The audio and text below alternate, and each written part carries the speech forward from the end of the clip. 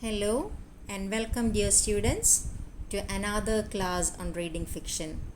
In the previous classes, we had been discussing the novella Candide, and today we are going to discuss the final part, namely chapters 27 to 30. In the last class, we saw Candide and Martin had been dining with 6 strangers during the carnival at Venice. We understand that the 6 strangers were dethroned kings, and one of them had Cacambo as his slave. Now, during the dining, while they were eating, Cacambo had asked Candide not to speak anything, but just to do as he is directed.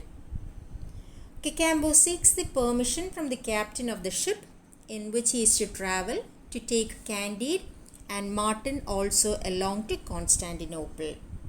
Now, just recall how Cacambo had been sent by Candide to go in search of Cunegonde. He actually traces Cunegonde and the old woman, and after finding Cunegonde, he buys them from Don Fernando. Hope you remember the character Don Fernando, the governor of Buenos Aires. You must also remember how Cunegonde is taken by Don Fernando, and that is after committing the murder, after killing the Grand Inquisitor, the 3 of them, namely Candide, Cunegonde and the old woman, had been traveling, and then they were taken to meet the governor of Buenos Aires, namely Don Fernando. This person, that is Don Fernando, was very much attracted towards Cunegonde, and though he realizes that, although he understands that Candide and Cunegonde are already engaged, that they are going to be married, he is actually stealing Cunegonde away from Candide by playing Candide into a trick by trapping him. And Cunegonde asks the old woman how or what she has to decide. The old woman asked Cunegonde to accept him. So this is how Cunegonde reaches the hands of Don Fernando, the governor of Buenos Aires. Now just have a look at the long name of the governor there. It's Don Fernando de Lebra y Figueroa y Mascarenas, etc., etc. It's just an indication given by Voltaire to show how much aristocrats cared for their title. So now coming back to Cacambo, Cacambo is actually a slave owned by one of the dethroned kings, and Candide buys freedom for Cacambo. So even though Cunegonde was taken by Don Fernando, you understand that then they were attacked by pirates and they were abducted. So this is actually what is happening to Cunegonde also.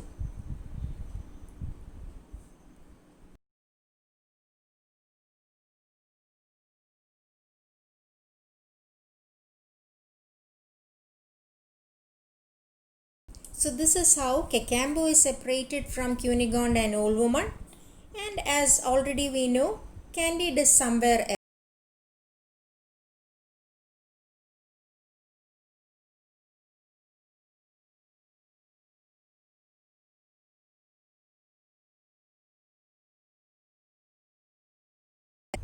Now Candide buys Cacambo from his master, and they are on their journey to Constantinople. Now while on their traveling or while on their way, Cacambo and Candide, they see 2 slaves in the galley, and soon Candide understands that these 2 slaves are really somebody who is very near to him. He recognizes that these 2 slaves are actually Pangloss and the Baron, that is Cunegonde's brother. So we understand that the Baron actually did not die when Candide ran the sword through him. Cacambo also tells Candide that Cunegonde is now very ugly and that she is working as a slave. But Candide is resolved to love her. he still has his old love for her, and he just wants to meet Candide and to be reunited with.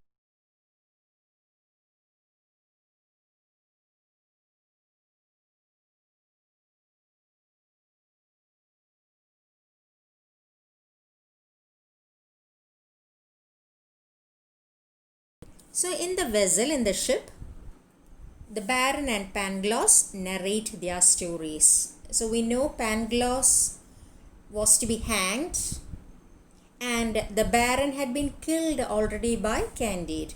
So they keep on narrating their stories. The Baron tells Candide that the wound of the stab he got from Candide was healed, and then he was attacked by Spanish troops and sent to Buenos Aires. But he was made a slave as he happened to swim along with a young Muslim, and the Baron was swimming in this pool completely naked. So he was punished and he was made a slave. So this is what happened to the Baron. He was not actually killed by Candide, but the wound was healed, and then he was attacked. The Baron, that is Cunegonde's brother, was attacked by Spanish troops, sent to Buenos Aires, and there he was made a slave as a result of his action of swimming in a pool naked along with a young Muslim. Okay. Now, coming to Pangloss's story, he was to be hanged. We saw that earlier. The executioner who was to hang Pangloss was inexperienced in hangings and made the news very badly. So he did not actually kill Pangloss, and Pangloss survived. So now Candide has along with him his two friends, namely Pangloss as well as the Baron, and he is very happy also.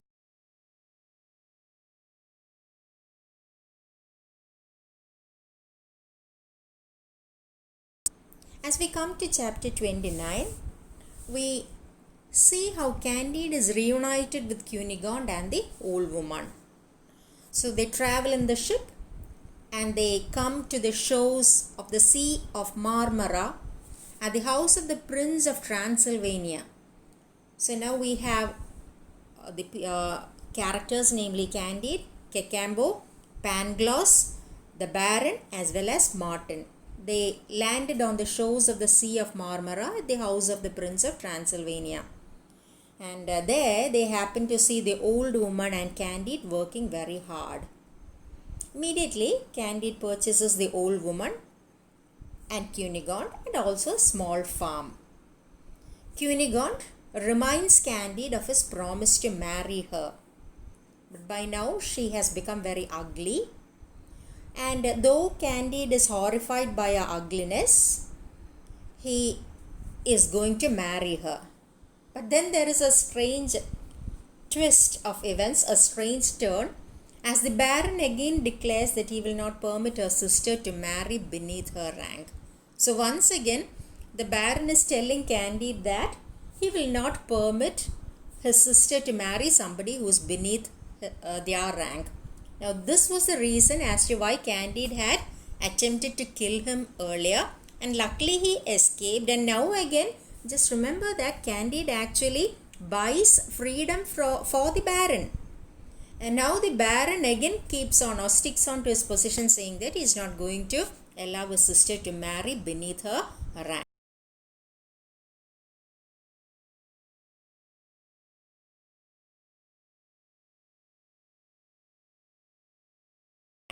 And as we come to the last chapter, that is the 30th chapter, we see how Pangloss declares that the Baron has no right over Cunegonde, because in all these adventures, Candide was spending his money and energy in order to be close to Cunegonde. So Pangloss is declaring that the Baron has no right over Cunegonde, and they should be doing something to the Baron. So they take a quick decision that they shall return the Baron to the galleys without Cunegonde's knowledge. That is, they are going to again return the Baron, that is Cunegonde's brother, as a slave to the ship from where Candide bought him freedom. Now Cacambo works in the garden of the small farm he has already purchased.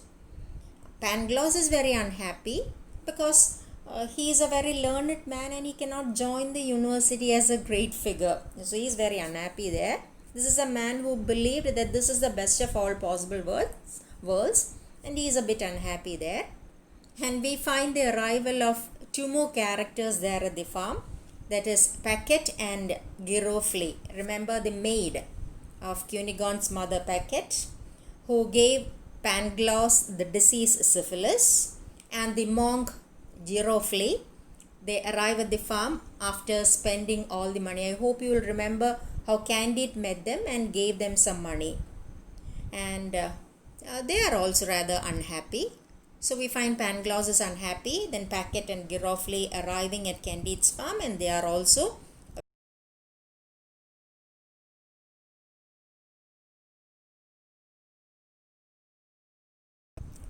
now all of them decide to consult a Muslim holy man to talk about questions of good and evil. But what happens is that this holy man shuts his door at them. Then they meet a farmer who welcomes them, and they learn about this farmer's hard work in the garden and understands that this farmer is quite happy. So everybody in the novel becoming unhappy, whereas the farmer who is working in a small farm is very happy. So our characters, that is Candide, Cacambo, Cunegonde, Martin, they all decide to follow the example of this farmer. The work in the garden actually pleases all the characters.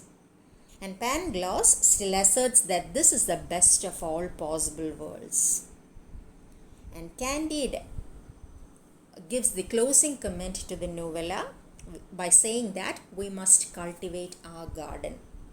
So Pangloss, he is a bit unhappy that he cannot be or he is not the master in a very famous university. But Candide is giving a tip for all of the characters along with him, as well as for all his readers, that we must cultivate our garden.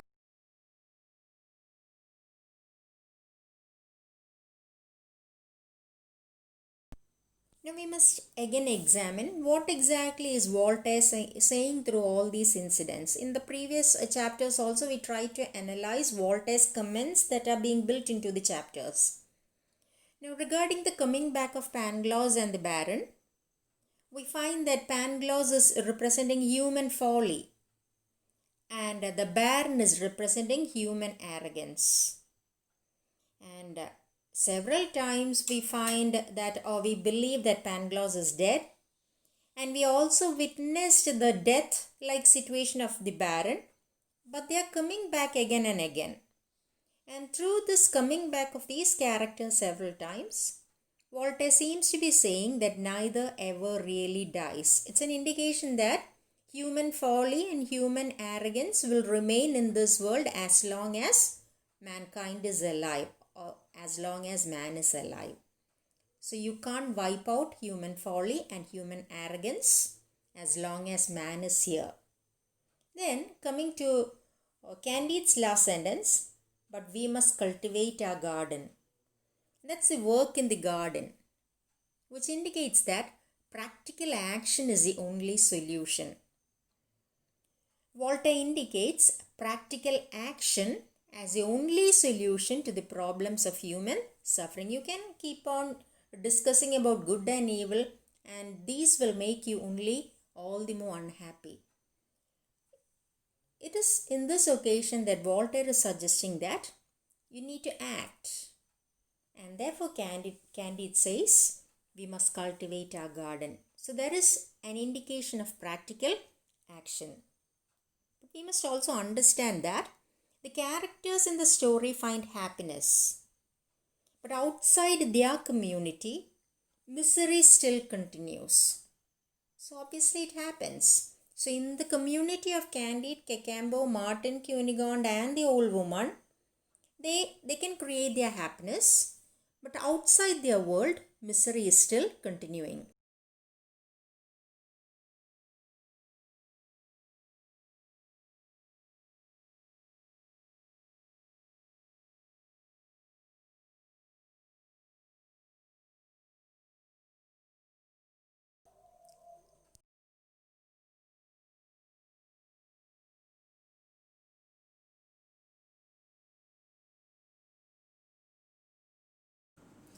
idle hearts actually made them philosophize. Now, since they have plenty of work in their garden, they have no time for empty words. They have no time for empty words because their hands are full of work. We also find that Candide and his company are secluding themselves from the outside world because they are building a community of their own.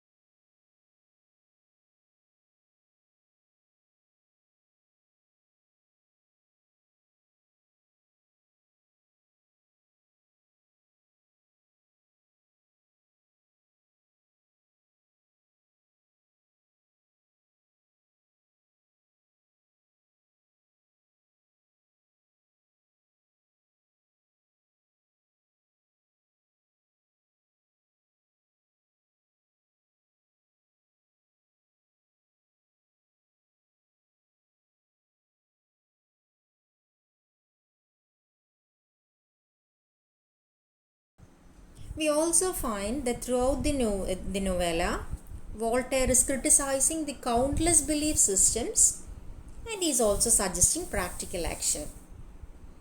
But he also recognizes that even such action cannot alleviate all the suffering in the world. So we understand the group of characters are engrossed in their world, but they cannot lessen the suffering of the whole world.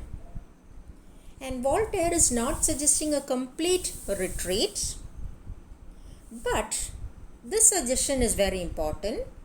You have to find your center and a grounding in a chaotic world. So there might be a lot of suffering around you, but you have to stand somewhere. You have to find your own center and a grounding. You must have a strong foot set on the ground so that you will not be wiped or washed away because of all the happenings taking place in the world. So you have to find your center and a grounding in the chaotic world. And look at this symbol of garden. It is nature, but it has a controlled order. In a garden, it's actually nature. A garden is nature, but there's a sort of a controlled order there. And inside a garden, everything is harmonized. So you find perfect harmony inside a garden.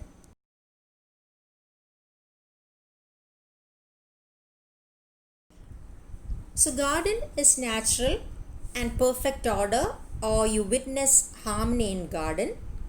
And cultivation also matters a lot in every sense. It is moral, aesthetic, and it's really natural. When you examine the real life of Voltaire, we understand that Voltaire had famous beautiful gardens behind his own buildings in Ferney, and there are engravings of him walking through the garden grounds reading a book. So what the picture is trying to make us understand or transact is that Voltaire was cultivating his mind. So he is also giving a call to the readers to cultivate our garden. It's our garden, it's not my garden. Remember, it's our garden. It's not individualistic, it's collective, it's our garden. And it is a humanist garden, but very much in the sense of a Renaissance term.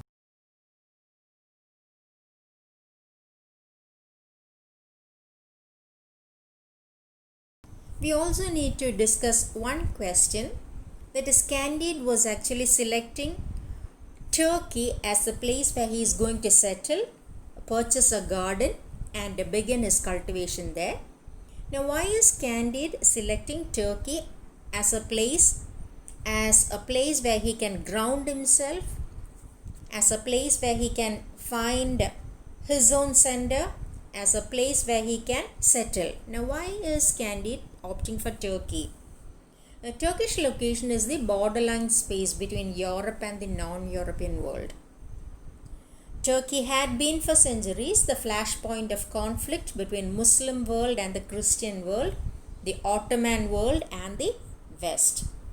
So what Voltaire is indicating through the option of Turkey is a balance between opposed forces. And even recently we found Turkey in the news. I hope you remember the reason as to why Turkey was in the news recently. So Voltaire wants a balance between the opposing forces and therefore he opts for Turkey.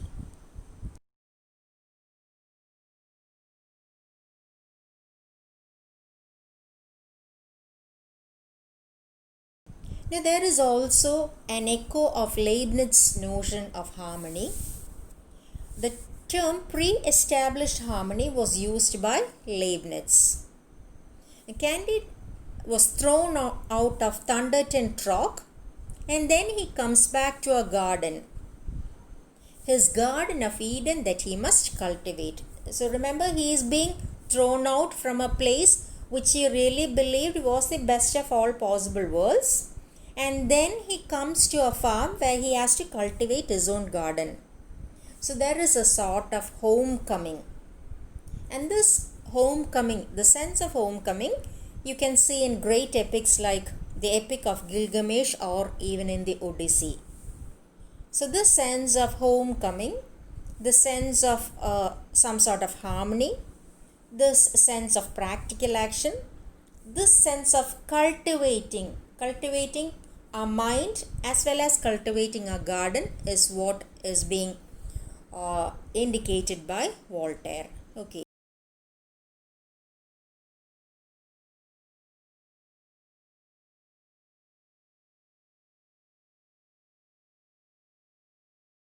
Now Voltaire also brings in the element of technology into this work. You remember how Candide and Cacambo were lifted by engineers and architects in El Dorado as the place was completely surrounded by mountains. So we can read into the last part, mechanized cultivation and the attempt to increase the natural fertility by what you do. So again, the work Candide also becomes a navigational aid in applying technology. So it remains a masterpiece, and even centuries after, you can read more and more interpretations into Candide as you read through the whole work. I hope everything is clear to you now. So we'll be back again soon with yet another discussion on Candide. Till then, take care and stay safe. Thank you.